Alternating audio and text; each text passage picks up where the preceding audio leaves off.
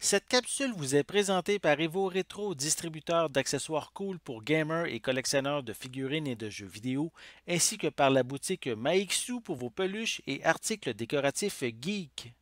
Bonjour à toutes et à tous, ici Maxime pour Ciné Techno et aujourd'hui je vais faire la critique du film Maria Chapdelaine. Le film est réalisé par Sébastien Pilote et met en vedette Sarah Monpetit, Sébastien Ricard, Hélène Florent, Émile Schneider, Robert Neiler, Antoine-Olivier Pilon, Martin Dubreuil, Gilbert Scott, Gabriel Arcan et Danny Gilmore.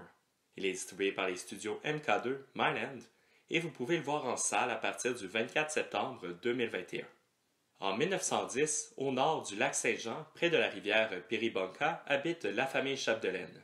Samuel et Laura y élèvent leurs 6 enfants, dont la jeune Maria.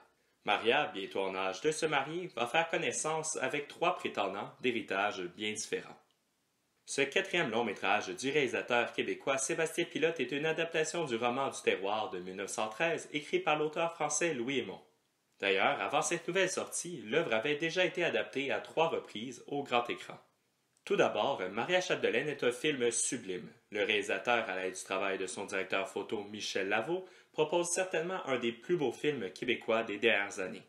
Le scénario proposé par Sébastien Pilote laisse beaucoup d'espace à la contemplation au détriment du développement des personnages. En effet, l'intrigue amoureuse n'occupe pas beaucoup d'espace dans le récit en comparaison aux itérations passées de cette histoire. Le focus est principalement sur le travail et la vie de cette famille à cette époque. Le film est vraiment porté par son ensemble et non seulement son intrigue amoureuse. Par conséquent, certains spectateurs risquent de trouver le résultat assez long considérant que le film dure 159 minutes. Ce long métrage, divisé en 5 chapitres à l'image du passage des saisons, propose un rythme assez lent qui finit par s'imposer au public qui devient envoûté par l'esthétique. Le réalisateur évite le piège du mélodrame pour plutôt porter à l'écran un portrait du mode de vie au Québec au début du 20e siècle. Sébastien Pilote s'est entouré d'une distribution 5 étoiles pour Maria Chapdelaine. Mais les 2 performances qui s'élèvent au-dessus du lot sont certainement celles de Sébastien Ricard et Hélène Florent dans les rôles de Samuel et Laura Chapdelaine.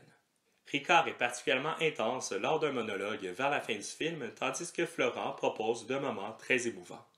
Pour son premier rôle à l'écran, la jeune Sarah Monpetit est parfaite dans cette performance avec peu de dialogue où l'actrice laisse parler sa posture et son regard.